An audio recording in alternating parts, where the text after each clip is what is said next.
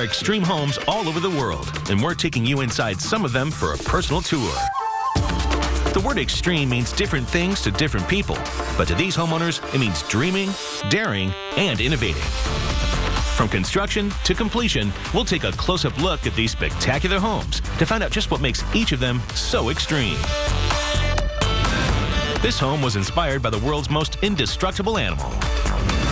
While this house is also, well, pretty tough.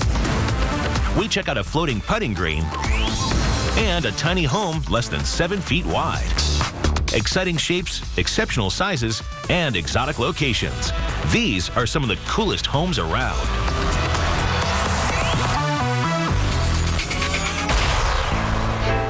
Salt Point is a small village just 85 miles north of New York City.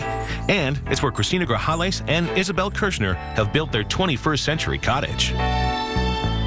We love nature, so we wanted to have that relationship between the outdoors and the indoors. At first glance, it seems like the architect got the brief wrong. It looks kind of out of place.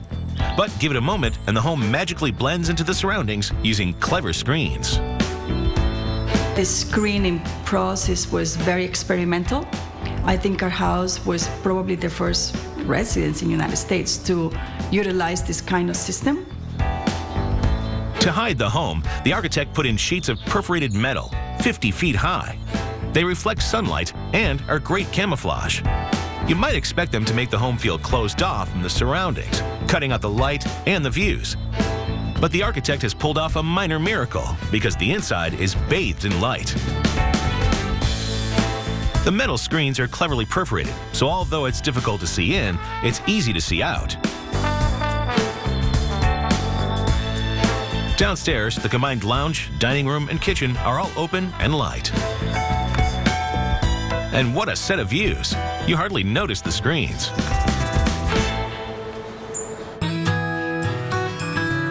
There's a porch at one end of the house where Cristina and Isabelle can enjoy the summer air without being eaten by mosquitoes.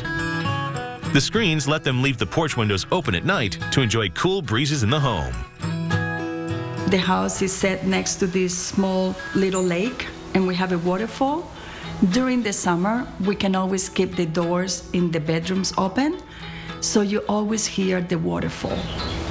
And because the porch is screened, you don't have to worry about bugs, so it's just the most beautiful detail of the house. Upstairs, there are 2 bedrooms and a bathroom. Again, simple but airy. The interior, with its maple-clad walls, looks quite simple. But again, like most things in this house, looks can be deceiving. What's interesting in the building of the house, it's so tall. The ceilings on both the first and second floor high.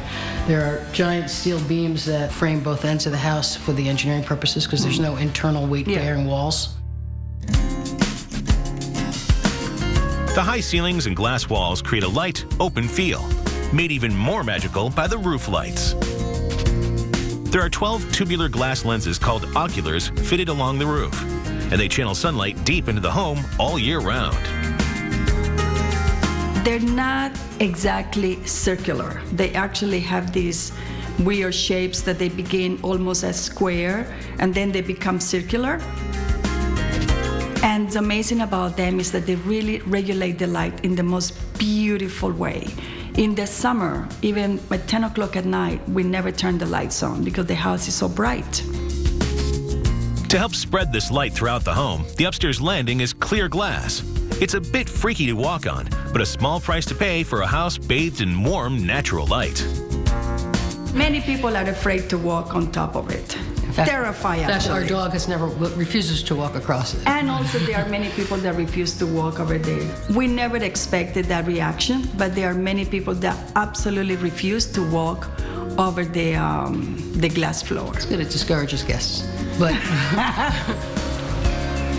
with glass floors, oculars, and a cloak of invisibility, Salt Point House is definitely not your typical country cottage.